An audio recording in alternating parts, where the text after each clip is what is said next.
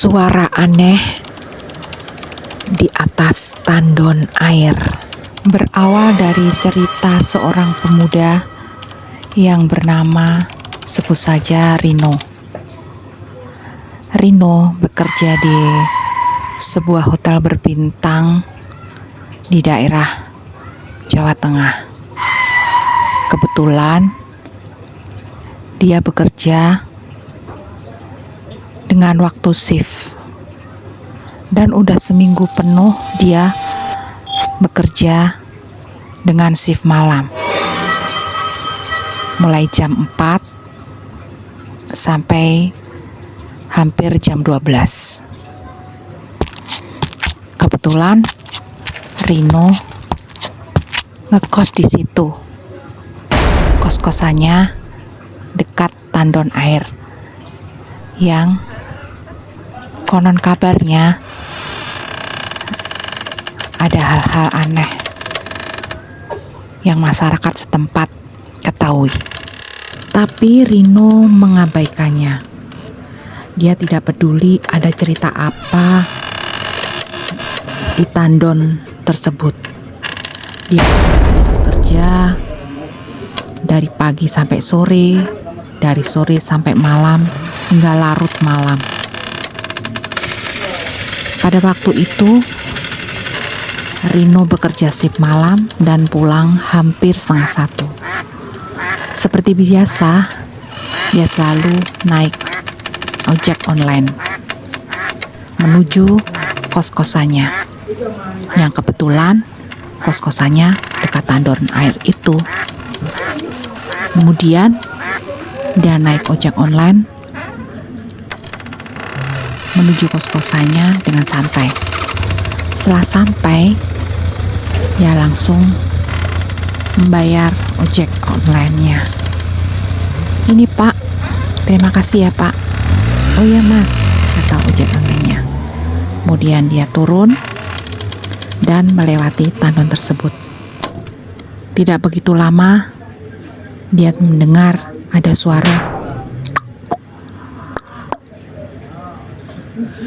Rino sempat terjaga. Dia berkata dalam hati, suara siapa itu ya? Suara apa itu?" Kembali suara. Dia kerasa dan dia terasa dalam hati kalau suara itu di atas tandon air. Dia tidak melihat ke atas. Dia langsung cepat-cepat masuk ke dalam kos-kosannya dan langsung menutup pintu. Gorden jendela dia tutup. Kemudian Rino langsung melepas sepatu. Dia langsung bersih-bersih, mandi, dan setelah itu dia tidak lupa untuk sholat malam.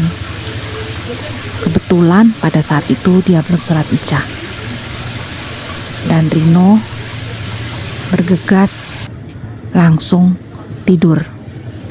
Kemudian dia merasakan apa yang terjadi pada saat dia pulang bekerja tadi.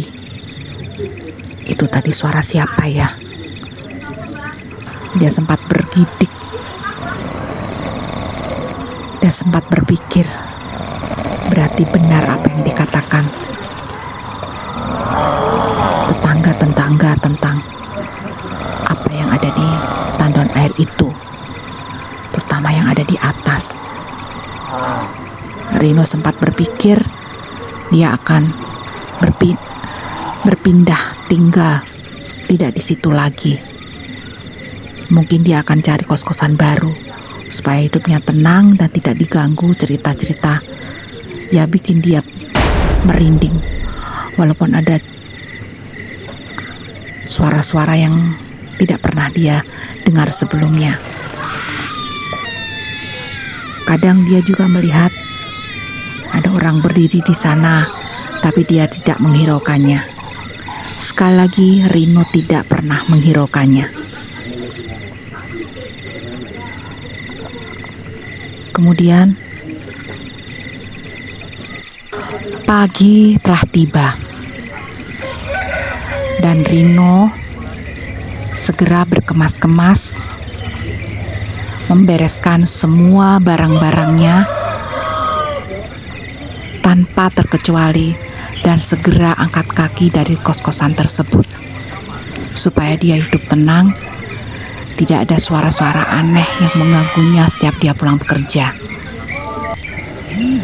Tidak lupa dia berpamitan pada ibu kos, dan dia mengatakan bahwa dia akan pindah ke tempat kerja yang baru, dan dia beralasan kalau dia mencari kos yang dekat tempat kerjanya yang baru. Dan ibu kosnya mengiyakan, dan segera Rino angkat kaki dari kos-kosan tersebut. Dalam hatinya bergumam,